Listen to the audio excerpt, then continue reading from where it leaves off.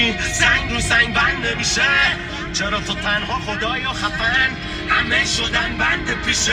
چرا هر کی خوب رنده میشه؟ چرا همه میزنن و خنده میشه؟ چرا بعد این همه سگ و فقط تنم پره خستگیشه؟ مگه چقدر میکشه یه چشمی که دائم مردم توشو پری دل کنن؟